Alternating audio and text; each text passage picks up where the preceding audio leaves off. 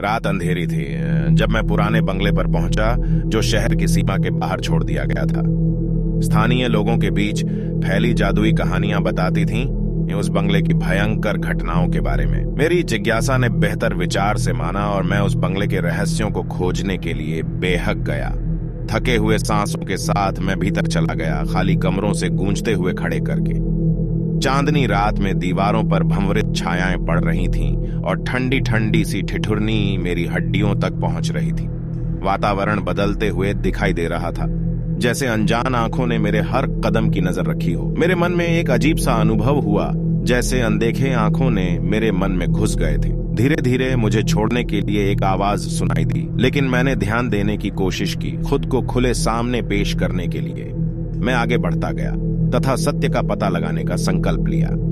एक कमरे में मैंने एक प्राचीन डायरी पाई जिसमें पिछले निवासियों के गूढ़ लिखावट थे। एंट्री अकारण घटनाओं की बात कर रही थीं जो उन्होंने यहां रहने वालों को परेशान किया था। मैं उन आश्चर्यजनक शब्दों को पढ़ते हुए अपने दिल की धड़कन को महसूस करते रहा, समझते हुए कि बंगले में एक अंधेरी रहस्य छिपा हुआ था जो भूलने को तैयार नहीं था।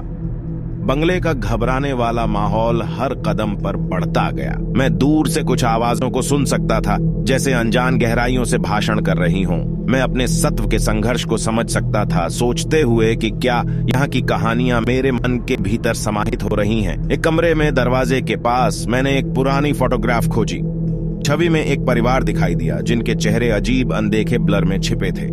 फोटोग्राफ में उनकी आंखें मुझे पीछा कर रही थीं और मैं उनके नजर हो रहा था। कुछ अंधविश्वसनीय चीजें चित्र में बंद थीं और मैं डर के आगे खड़ा हो गया कि मैंने सिर्फ इसे देखकर ही जगता दिया था। रात बाहर तक दुर्गम हो गई थी और बंगले की भयानक छायाएं मेरे साथ छद्म हो रही थी। मैंने दूर से सुना कि दूरबीनों से सरेआम हंसी सुनाई दे रही थी और दरवाजे और खिड़कियों से देखने पर मैं यह जानता था कि मैं अकेला नहीं हूं। बंगले का बढ़ता हुआ वातावरण मेरे चारों ओर घूम रहा था और दीवारों ने जीवित पदार्थ की तरह लग रहे थे। मैं संयम खो बैठा, सोचते हुए कि पलायन बेकार होगा। बंगले की भयानकता अविनाशी थी और मैं उसका शिकार बन चुका था।